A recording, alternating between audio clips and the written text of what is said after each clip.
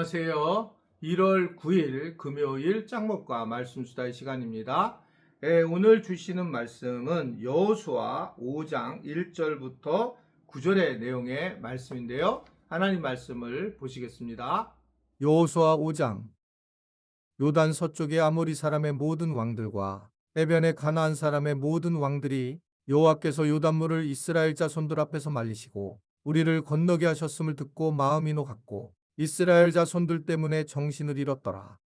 그때에 여호와께서 여호수아에게 이르시되 너는 부싯돌로 칼을 만들어 이스라엘 자손들에게 다시 할례를 행하라 하시매 여호수아가 부싯돌로 칼을 만들어 할례산에서 이스라엘 자손들에게 할례를 행하니라. 여호수아가 할례를 시행한 까닭은 이것이니 애굽에서 나온 모든 백성 중 남자 곧 모든 군사는 애굽에서 나온 후 광야길에서 죽었는데 그 나온 백성은 다 할례를 받았으나 다만 애굽에서 나온 후 광야길에서 난 자는 할례를 받지 못하였음이라. 이스라엘 자손들이 여호와의 음성을 청종하지 아니하므로 여호와께서 그들에게 대하여 맹세하사 그들의 조상들에게 맹세하여 우리에게 주리라고 하신 땅 곧 젖과 꿀이 흐른 땅을 그들이 보지 못하게 하리라 하시매 애굽에서 나온 족속 곧 군사들이 다 멸절하기까지 40년 동안을 광야에서 헤매었더니 그들의 대를 잇게 하신 이 자손에게 여호수아가 할례를 행하였으니 길에서는 그들에게 할례를 행하지 못하였으므로 할례 없는 자가 되었음이었더라. 또 그 모든 백성에게 할례 행하기를 마침에 백성이 진중 각 처소에 머물며 낫기를 기다릴 때에 여호와께서 여호수아에게 이르시되 내가 오늘 애굽의 수치를 너희에게서 떠나가게 하였다 하셨으므로 그곳 이름을 오늘까지 길갈이라 하느니라. 네, 오늘 말씀을 보면 이 요단강을 건너간 이스라엘 백성들에게 하나님께서 이제 할례를 행하게 하심죠. 할례는 이제 이 남성들에게 하는 그런 의식인데 하나님의 백성의 어떤 증표였었죠. 그래서 이제 이 출애굽 1세대들이 할례를 한꺼번에 이제 받게 됐고, 그러나 이제 출애굽 2세대들 다시 이제 태어난 다음 세대로 태어난 그러한 사람들은 할례를 받지 못한 그런 상황이었습니다. 이제 이 가나안 땅에 이제 들어가니까 이스라엘 백성들을 이제 스스로 하나님의 백성이라는 것을 알게 하기 위해서 또 그러한 정체성을 갖기 위해서 할례를 이제 받아야 되는 상황이 되었습니다. 왜 더 이 문제가 심각하냐면 가나안 땅은 이들과 사는 땅이 달라요. 거기는 일단 이 농업이 발달돼 있고 목축업이 발달돼 있는 그러한 어떻게 보면 풍요로운 그런 땅이었습니다. 이게 이제 이주민하고 거주민의 큰 차이는 이주민들은 계속 움직이니까 문화를 발전시킬 수가 없지만 거주민들은 이제 그곳에 있으니까 무엇인가 그곳에서 누릴 수 있는 것들을 만들 수 있는 게 너무나도 당연하잖아요. 그러니까 이제 그러한 상황에서는 죄가 관영하게 되고 여러 가지 성적인 문제와 그리고 재정적인 문제가 터져 나오는 것은 너무 당연한 겁니다.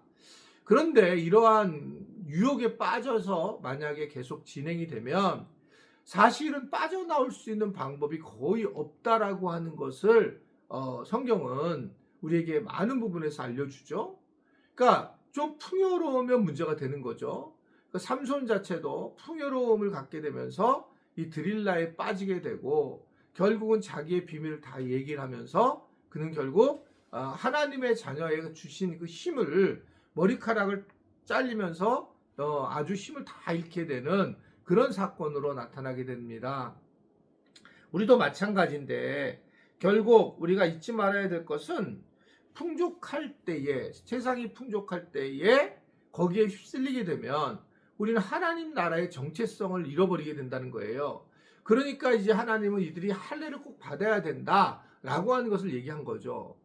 바울도 나중에 이제 나중에 이런 고백을 하죠. 할례를 받아야 되느냐 받지 말아야 되냐. 우리가 지금 이 현대인들은 또 그때 바울이 이제 뭐라고 했냐면 마음의 할례를 받아야 한다. 우리 안에 있는 마음에 대한 것들을 할례를 받는 것이 굉장히 중요하고 마음의 것들을 드러내는 것이 정말 어떻게 보면 제대로 된 할례의 모습이다라고 하는 것을 생각을 하게 됩니다. 제가 이제 정치적인 이야기를 잘 안 하지요. 그리고 그것을 했을 때 또 교인들 간에 또 갈라지고 그러는 모습들이 있기 때문에 잘 안 하는데, 잘하는 것은 잘한다고는 얘기하고 싶어요. 이번에 이제 그 이명박 대통령이 각 부서에서 이 보고를 우리 그 국민들이 다 보는 데서 하게 되었습니다. 그리고 이제 질문과 답을 통해서 그들이 이제 어떤 상황이라는 것을 국민들이 충분히 알 수 있게 했다라고 하는 사실에 전 참 좋다고 생각해요. 그 방법이.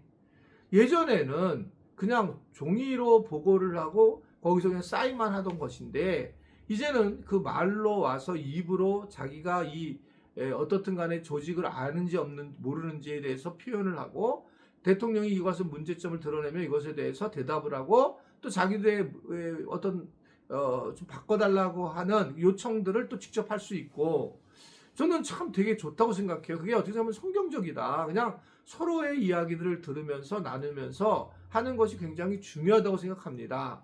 권위적인 것들이 권위주의적인 것들이 끼어들게 되면 결국은 생명력을 잃게 되는 그런 상황 될 때가 굉장히 많이 있거든요. 그런 면에서는 참 이 부분은 참 잘하고 있다라는 저 개인적인 생각을 하고 있습니다. 반대도 있을 수 있어요. 이거에 대해서 여러분 생각들이 많이 있을 텐데, 제 개인은 그렇다라고 하는 겁니다.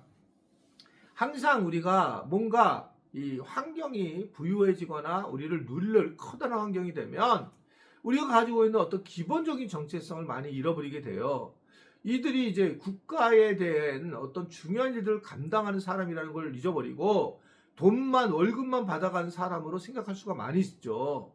그러니까 이런 부분에서 몇 천억, 몇 조를 막 쓴다고 하는 것에 대해서 이 대통령이 혼을 내는 장면도 저는 굉장히 좋았다고 보여지고, 그것에 대해서 공무원들이 정말 정신을 바짝 차리고 새롭게 이제는 이것을 해나가야 된다라는 것이 저는 어떻게 보면 가나안 땅에 있는 모습들이 아닌가.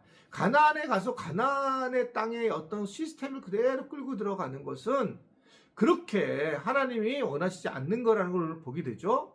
하나님의 사람들은 분명히 하나님 나라의 정체성을 가지고 살아가야 되고, 내가 공무원이면 공무원 정체성을 분명히 있어야 되고, 나라를 위해서 내가 목숨을 바쳐야 되는 정체성이 있어야 되고, 또 우리가 예수 믿는 사람은 예수 믿는 사람의 정체성이 있어야 되는 건데, 이것이 이제 가나안 땅에 들어가면서 굉장히 흔들렸구나라는 것을 알게 됩니다. 그래서 더 확실한 할례를 이제 행하게 됐고, 결국 이 할례가 사실은 어떻게 보면 당시에 무모해 보일 수도 있었어요. 왜냐하면 전쟁을 하게 되면 결국은 움직일 수가 없어서 오히려 악한 그런 상황이 될 수도 있었다고 보여지지만, 하나님은 이 전쟁을 통해서 계속 우리한테 얘기하신 것은 그러한 머리를 가지고 써서 할 일이 아니고, 하나님이 이 일을 하실 거냐 안 하실 거냐에 대한 전쟁의 모든 결과는 하나님께 있다라고 하는 것을 아주 분명하게 말씀을 하고 있는 것을 볼 수 있습니다.